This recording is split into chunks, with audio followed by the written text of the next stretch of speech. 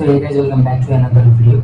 And so आज चाहिँ हामी चाहिँ फाइनली रियाक्सन गर्न जानेवाला छौं चाहिँ सङ चाहिँ तपाईले थम्बनेलमा देखिसक्नु भयो होला. सो फाइनली अनि 15 दाजुको नयाँ सङ चाहिँ रिलिज भइसकेको छ. रिलिज भएको चाहिँ आज भन्दा 6 दिन अगाडि रहेछ. अनि म चाहिँ हेरेँ के अनि हेर्दाखेरि चाहिँ यस्तो बवाल लाग्थ्यो. अनि त्यही भएर आज चाहिँ मैले रियाक्सन गर्न जानेवाला छु. सो फाइनली ढिला नगरिकन लेट्स प्ले द इन्ट्रो. अनि इन्ट्रो पछि चाहिँ हामी चाहिँ रियाक्सन गर्न जानेवाला छौँ. सिधै इन्ट्रो.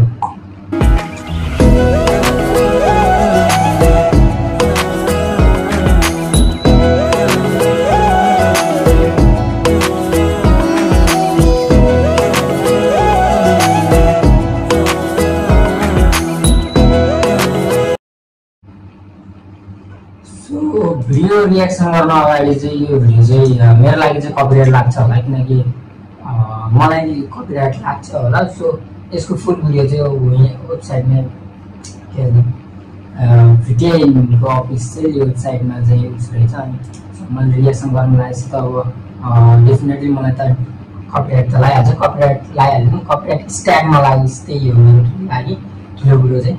सो फाइनली स्टार्ट गरिहाल. म अब थम्बनेल अगाडि आइसकेको छ. So let's start bro.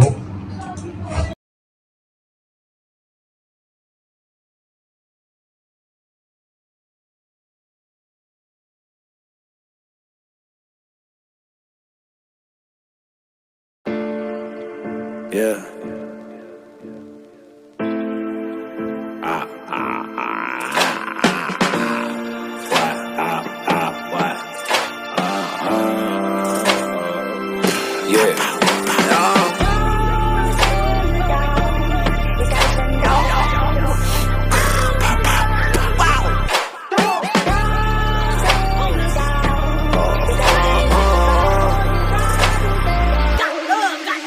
भोगेको दिन मेरो समय गाह्रो थियो काट्न.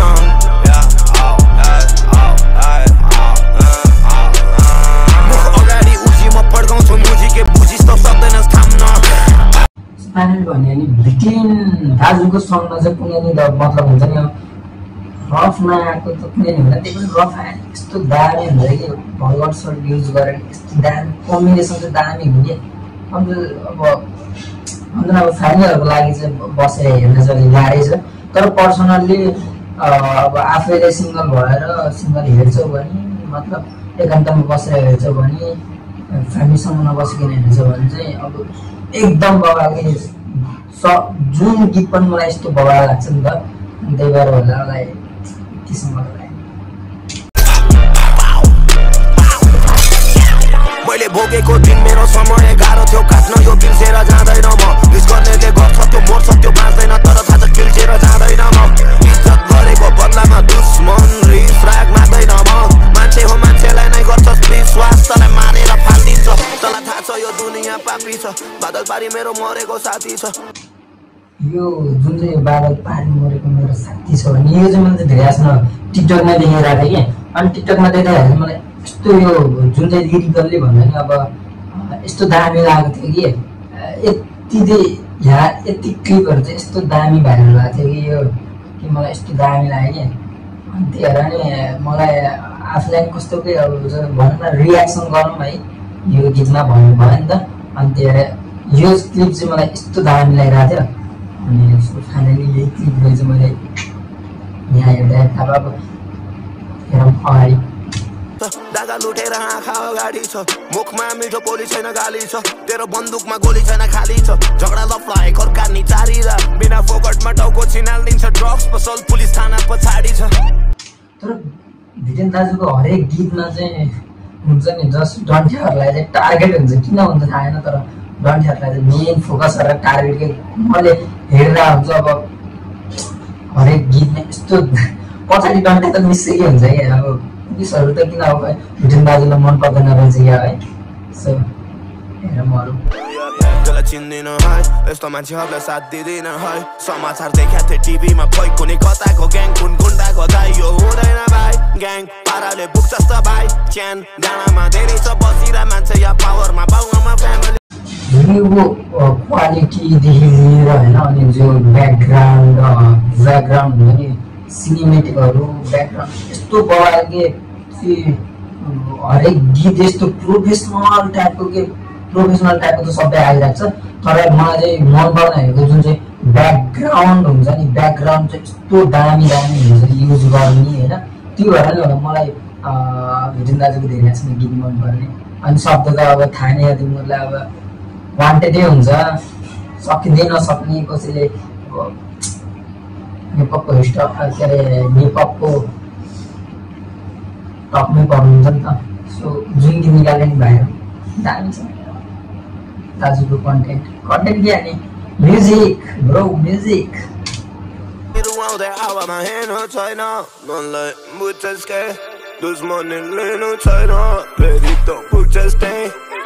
Todas las marchas, lanzas, sanstero, mochas, lanzas, sanstero, juntas,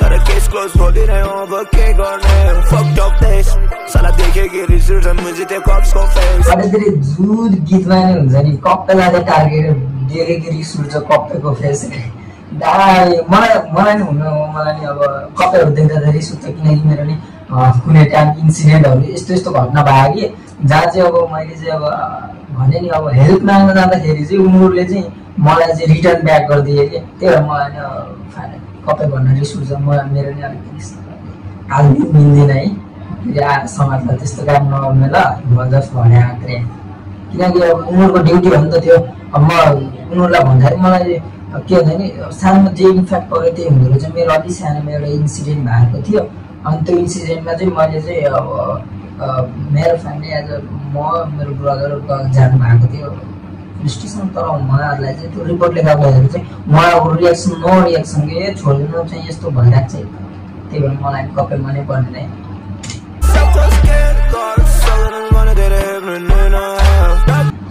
यो गीतमा भनेर हो यो गीतमा भनेर किनकि कपीहरूले चाहिँ पप्सहरूले चाहिँ धेरै आफ्नो कि इन्सिडेन्टमा कस्तो हुन्छ नि हेप्न खोज्ने कि जनताहरूलाई हेप्न गर्ने तर जनजीको आन्दोलन भइसकेपछि चाहिँ अलिकति डराए जस्तो लागिरह होइन डराउनु पर्छ यत्तिकै भएपछि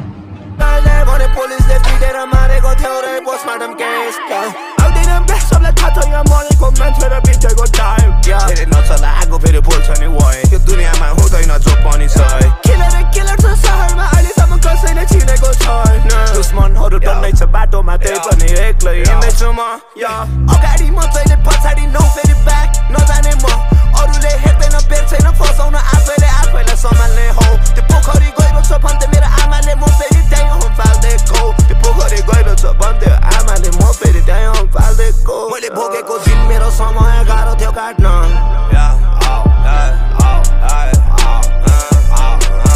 मुख अगाडि उजी म पड्काउँछु मुजी के बुझिस् त सक्दैनस् थाम्न मैले भोगेको दिन मेरो समय गाह्रो थियो काट्न यो बिर्सेर जाँदैन म मैले चाहिँ म्युजिकलाई चाहिँ दामी फिल गरेर छु यस्तो दामी भएको छ आउँछ नि त यो म खै अब मलाई पर्सनली लिने हुन्छ मलाई चाहिँ यस्तो दामी लाग्छ कि यो भाइब्सहरू सुन्दाखेरि एकदम क्रिटिकल लाग्छ कि मलाई त कस्तो हुन्छ मलाई चाहिँ यस्तो ग्याङ्स्टर सुन्यो भने गएर पच्काइदिउँ क्या कसैलाई बाटा भेट्ने हुन्छ त्यो ग्याङ्स्टरवाला भएर आइरहेको मलाई गर्नेले गर्छ त्यो मर्छ त्यो बाँच्दैन तर थाहा छ खिल्चेर जाँदैन म इज्जत गरेको बदलामा दुश्मन रिस राग माग्दैन म मान्छे हो मान्छेलाई नै गर्छस् विश्वास तँलाई मारेर फालिदिन्छ तँलाई थाहा छ यो दुनियाँ पापी छ बादल पारी मेरो मरेको साथी छ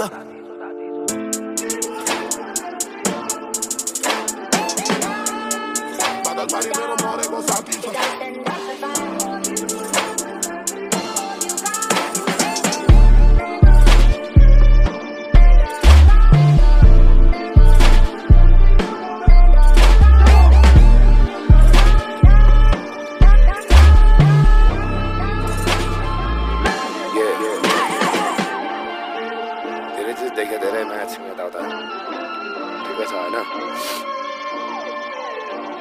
सबलाई थाहा छ आफूलाई होइन के गर्ने के खाने के यता बनाइराख्नु पर्ने जरुरी छैन बुझ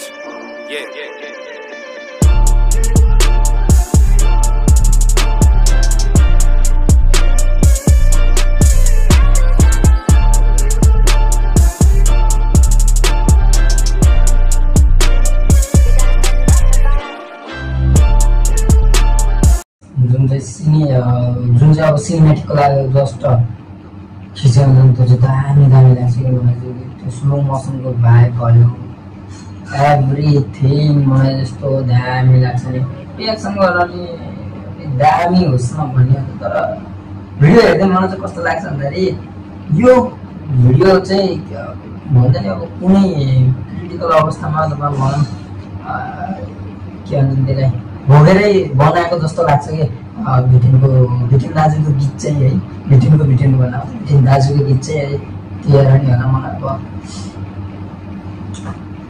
सबैलाई मलाई राम्रै लाग्ने मलाई मात्र होइन सबैलाई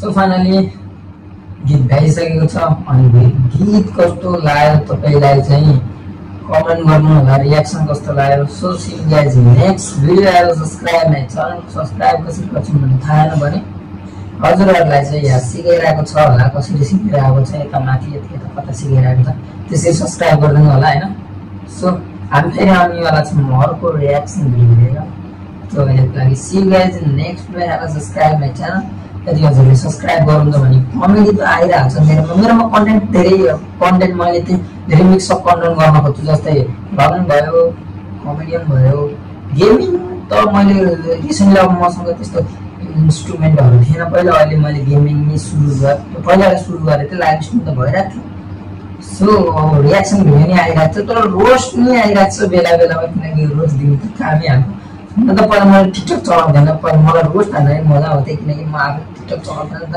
अहिले मैले आफै टिकटक चलाउँदा देखेर म त्यस्तो विधि रोस्ट हान्दिनँ हाल्ने so see you guys next video आएर subscribe my channel and forget to click the bell icon bye bye everyone